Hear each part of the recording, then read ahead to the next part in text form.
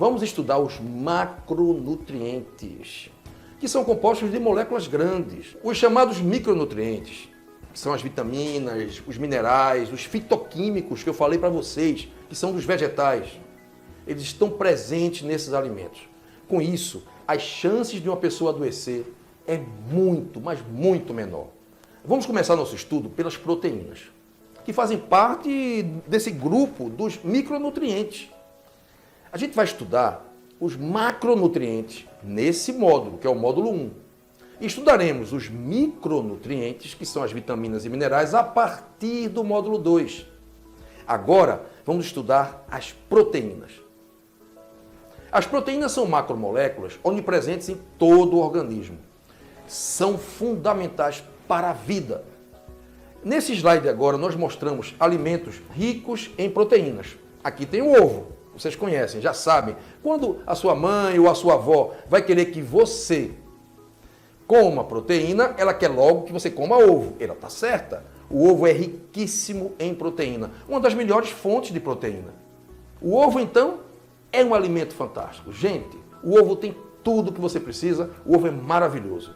As nozes também, se você não sabia, as nozes são alimentos riquíssimos em proteína. Isso não é muito divulgado, inclusive, né? Mas uma porçãozinha de 5, 6, 7 nozes dá todos os aminoácidos essenciais que você precisa para você sobreviver em um dia. É um alimento fantástico, super funcional, com muitos nutrientes. Agora, ela tem muita caloria também. É caloria alta e nutrição alta, tá? Muita coisa boa que tem nas nozes, inclusive proteína. Temos também o peixe. Aqui temos um exemplo, acho que de um salmão ou de uma tilápia. O peixe é uma excelente fonte proteica.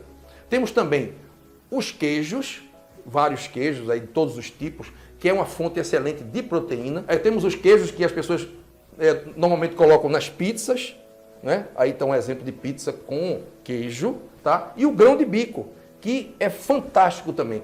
Lá, o pessoal lá do Oriente, que não tem muito como criar, como fazer a pecuária, que não tem muita carne à disposição, usa o grão de bico na culinária. O árabe usa muito o grão de bico, porque tem proteína, gente, muita proteína. É uma fonte de proteína fantástica. Além de ser um excelente alimento funcional, super nutritivo. Bem, os diversos grãos em geral, como por exemplo feijão, arroz, também tem muita proteína. Na mesa básica do brasileiro, que é o arroz e o feijão, você vai ter toda a proteína que você precisa. Aqui mesmo nesse slide, nós temos um exemplo do grão de bico feito como se fosse um purê, que é o hummus. Muito nutritivo, gente, muito bom. Bem, então são todos esses alimentos ricos em proteína.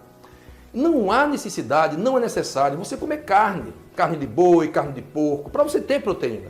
Na verdade, as pessoas estão com macromoléculas suficientes. Quando eu falo em macromoléculas, eu estou me referindo a proteínas, carboidratos e gorduras.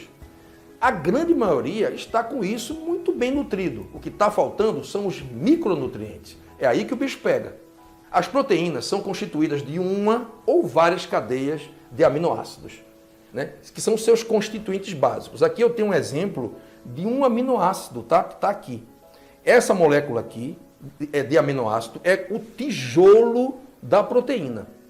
Então, essa molécula aqui vai se juntar uma com a outra, como se fosse formando um muro mesmo, e vai formar as proteínas, que são moléculas grandes. Então, proteínas são constituídas de uma ou várias cadeias de aminoácidos. Esses aminoácidos são como tijolinhos de um muro. Eles formam um muro proteico. E elas participam de todos os processos celulares. Gente, proteína é a macromolécula mais importante do corpo da gente. É a proteína que faz tudo funcionar. Eu só estou aqui falando porque tem proteína. A gente só existe, só está vivo porque existem enzimas que fazem todos os processos químicos em nosso corpo, que são proteínas.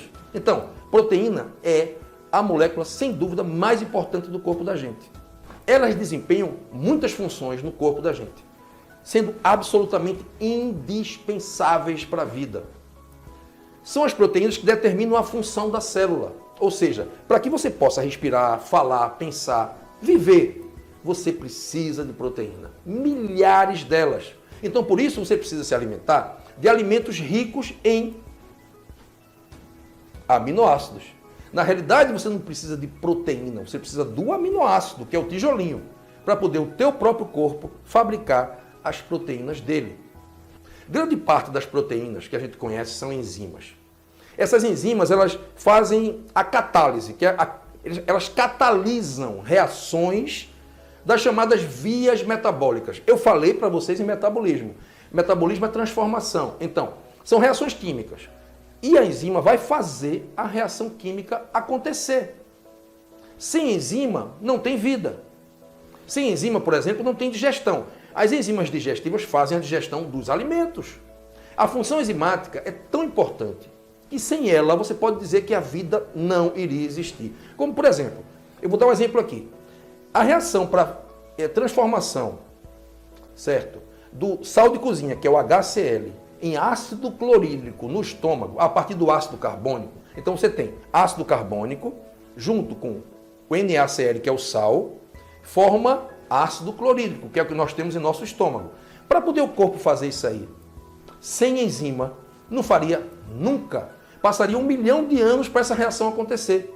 Então tem uma enzima específica que faz isso aí acontecer. Então enzima é muito importante para o corpo da gente. Nós precisamos de enzima para pensar, andar, comer, falar. Eu estou agora falando com vocês e só estou conseguindo pensar, elaborar o pensamento e falar com vocês porque milhares de enzimas estão funcionando nesse momento em mim, fazendo uma centena de reações instantaneamente, com uma coisa impressionante que você não pode nem imaginar. Para eu poder falar aqui agora, nossa, milhares de reações químicas aconteceram. E elas só poderiam acontecer com as enzimas. Então, percebam a importância das proteínas para a vida da gente. As proteínas também possuem funções estruturais, ou seja, faz a estrutura do corpo da gente. E também mecânicas, como acontece, por exemplo, com duas proteínas que se chamam miosina e actina, que existem nas células dos músculos. Elas funcionam mais ou menos assim, uma deslizando sobre a outra, fazendo a contração muscular. Tá? E é o que faz, por exemplo, eu poder movimentar minha mão agora, essa contração. Então, essas proteínas que estão no músculo fazem os movimentos do corpo. Proteínas também formam o citoesqueleto das células. O que é o citoesqueleto? É a estrutura da célula. Então, quando você vai olhar a célula, ela tem aquela estrutura, existe um esqueletozinho ali que faz com que ela tenha aquela forma. E são proteínas que fazem isso aí. Elas também participam da comunicação entre as células, que a gente chama de sinalização celular, contribuindo para a troca de informações entre as células. Por exemplo, um hormônio ele vai dar um certo comando para uma célula à distância. Isso é a partir de determinadas proteínas. É por elas que as células mandam mensagens umas para as outras. Vários hormônios também são proteínas. A insulina, por exemplo, tão conhecida, você já ouviu falar tanto em insulina quando se fala em diabetes, quando se fala em glicose, é um hormônio fabricado pelo pâncreas, que é uma proteína. Os anticorpos, todo mundo já ouviu falar nisso, né? Anticorpo. É aquele que combate vírus, bactéria, fungo, também são proteínas. Eles atuam na imunidade. Quando você é infectado por um vírus, o corpo aprende a criar uma proteína, que é um anticorpo que vai inutilizar aquele vírus, impedindo sua ação nefasta. Então, por exemplo, um camarada pega uma gripe, fica lá gripado, até o tempo em que o corpo consegue fazer um anticorpo para aquele vírus. Quando isso acontece, quando ele faz um anticorpo, a gripe se acaba. E às vezes demora uma semana, você fica lá sofrendo, tomando um monte de remédio, mas só vai resolver mesmo quando o teu corpo fabricar o anticorpo específico para aquele vírus ali. Além de tudo isso que eu falei, as proteínas, que são chamadas proteínas plasmáticas, olha esse nome aí, eu acho que talvez algum médico tenha falado para você já. Proteínas plasmáticas. Plasma vem de sangue. São proteínas que circulam pelo sangue e atuam sobre a osmolaridade do sangue. O que vem a ser isso? Osmolaridade é a capacidade do sangue de reter água nele, para poder ter volume de água. O sangue tem água nele. Quanto mais osmolaridade um sangue tem, mais ele vai reter água. E ele precisa de água. Um sangue sem água está desidratado. Ele não pode circular direito. Então, a proteína é fundamental para que se mantenha o volume de água no sangue e para que se mantenha a vida. São muitas funções atribuídas às proteínas. Elas são imprescindíveis para que o corpo humano consiga se manter vivo. Sem proteína, não há unidade orgânica, porque elas codificam o que nós chamamos de individualidade biológica. É fazendo com que você que está me escutando agora, que está fazendo esse curso, possa ser um indivíduo único. A tua proteína tem um códigozinho nela, que é só sua. Essa codificação é dada pela sequência dos aminoácidos. Então, a minha proteína não pode entrar no teu corpo, nem a tua proteína pode entrar no meu corpo sem que haja uma reação imunológica. Afinal, se você pegar um órgão seu e colocar em outra pessoa, isso ocorre quando a pessoa morre e doa os órgãos, o sistema imunológico reconhece aquilo como não sendo próprio do indivíduo e vai ter uma reação. As únicas proteínas que podem circular em nosso organismo são as fabricadas pelo próprio organismo. Não tem como ser diferente. Por isso que não adianta você consumir proteína na tua alimentação. Você tem que consumir aminoácido. As proteínas vegetais são muito mais fáceis de serem digeridas e muito mais interessantes para você consumir. Gente, as proteínas que existem em nosso corpo, que são sintetizadas nele, elas só existem porque são produzidas pelo próprio corpo e conseguem ficar dentro do corpo sem provocar uma reação imune. E é feita a partir de aminoácidos. Quando nós ingerimos proteína na alimentação, principalmente as de origem animal, que são proteínas muito grandes, como por exemplo quando você come uma carne de boi, uma carne de porco, nós precisamos antes de tudo quebrar aquela proteína, fracioná-la no processo chamado digestão, até que sobrem os aminoácidos, que são os tijolinhos livres, que agora serão absorvidos, depois de digeridos, eles vão ser absorvidos para ser usados pelo corpo, na síntese das próprias proteínas. Então, é mais ou menos assim. Quando eu consumo uma proteína vinda de uma carne animal, aquela proteína eu não vou usar ela. Eu vou primeiro quebrar essa proteína na digestão, vão sobrar os aminoácidos, esses aminoácidos vão ser usados agora como tijolos para eu fabricar a minha própria proteína. Por isso que não adianta, gente, aquela história de você consumir colágeno. Não adianta, isso não funciona.